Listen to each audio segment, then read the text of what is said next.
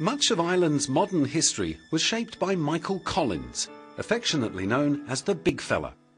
In the 6 years he was a leader of the Irish independence movement, he brought about change that would have ramifications right through to the 21st century. Once a free nation, Ireland had for centuries been dominated by England.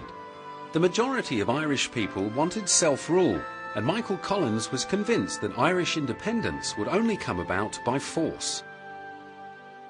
Enormously popular, he was elected to represent Ireland in the British Parliament and became part of a government that refused to operate out of Britain but established its own authority in Dublin, a move that angered England and led to the Anglo-Irish War.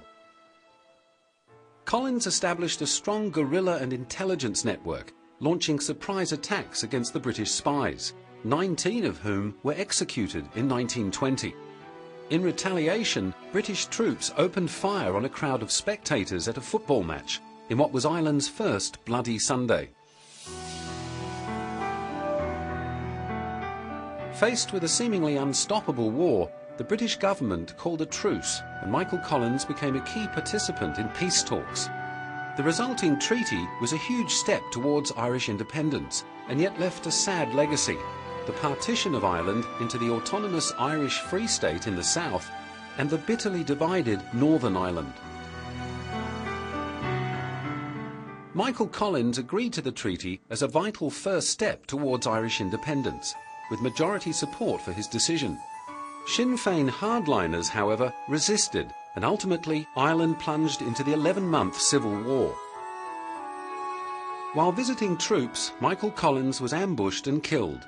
Just 31 when he died, he achieved more than anyone else in propelling Ireland on the road to freedom.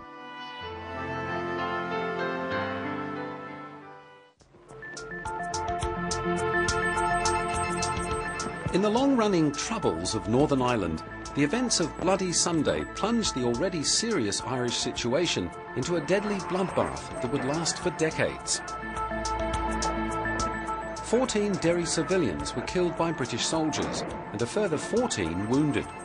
The cover-ups and subsequent official whitewashing left a festering wound.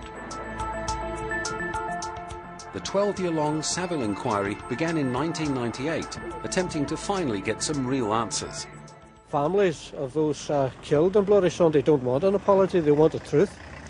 The question now is whether or not they're going to get the truth. And I certainly believe from all of my contacts with representatives of the British government in recent times that this British government really doesn't know what to do about the Bloody Sunday issue. Despite soldiers claiming they were fired upon first, all of the 14 dead civilians were unarmed. Several victims were shot as they fled or went to the aid of the injured. Of those killed, 5 were shot in the back, 1 was executed as he lay wounded on the ground, and 1 as he tried to crawl to safety. It was murder. Apparently it was come on here with the intention of murdering people, and that's what they did. It's important that the people who died that day and the people who were wounded that day, it's important that their names are cleared. The shootings were in a residential area, and all the bullets recovered were army issue.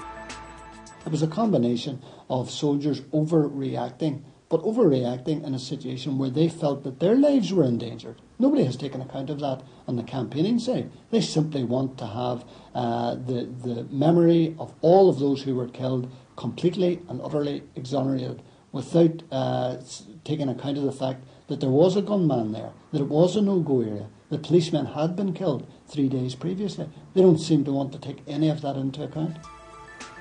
Bloody Sunday's victims have finally been cleared, but the pain still lingers.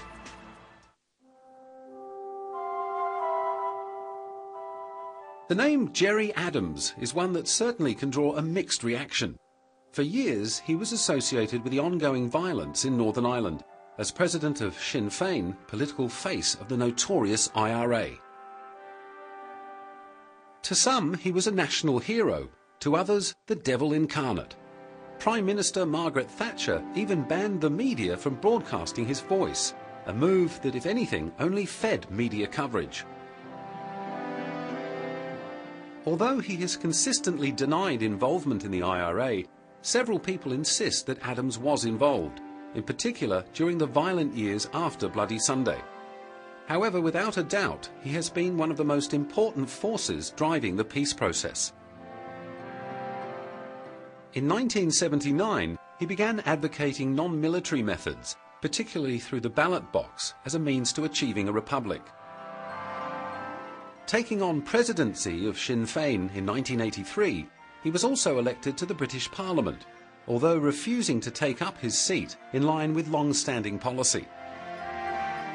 Through the 1980s and 90s, he was a key figure in the peace process, culminating in the Good Friday Agreement in 1998.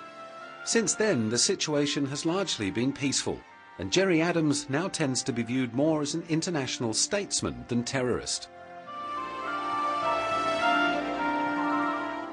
That we're doing this meeting and that we're taking our facilities up. This is a very, very important meeting, which indeed may be a bit overshadowed by the brouhaha over the facilities, but this meeting is crucial in terms of getting this government to face up to its responsibilities and responding properly to the loyalist killing campaign. In the May 2010 elections, Sinn Féin became Northern Ireland's largest political party, and Gerry Adams received almost 5 times as many votes as his nearest rival, becoming the single most popular politician in Northern Ireland.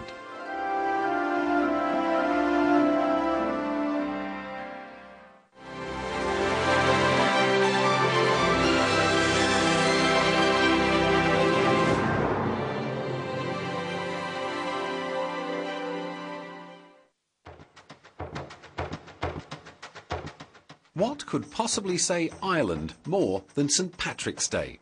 All over the world, people gather a bit of shamrock, kick up the heels and share a tune for the old country.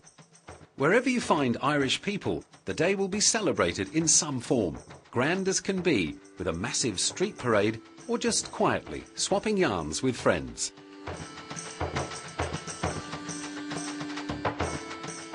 March 17th is the day Patrick, the patron saint of Ireland, died, and for 1,000 years the Irish have honoured his memory with a holiday. Around the world this is a big celebration, especially in Dublin, but also in America, where a large number of Irish settled after the potato famine in the mid-1800s. Today in America, huge parades are held each year. In New York, 150,000 people march the streets, watched by 2 million spectators lining the pavement for miles. Back home in Ireland, celebrations wouldn't be complete without shamrock, the white clover. Legend has it that St. Patrick, who converted the Irish to Christianity, used the 3 leaves of the plant to explain the concept of the Holy Trinity. Today, the shamrock has become the symbol of Ireland, along with the Celtic harp. It's always been an essential part of the celebrations, collected from the fields to distribute as a good luck charm. Occasionally, bad seasons mean it's in short supply, but wherever possible, the genuine article is picked, packed and distributed for celebrations around the globe.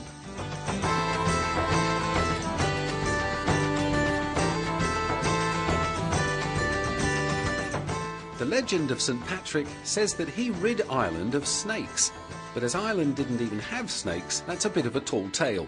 Instead, St. Patrick, by converting the Irish, supposedly rid it of the devil. Whatever, it's a fine excuse for a celebration.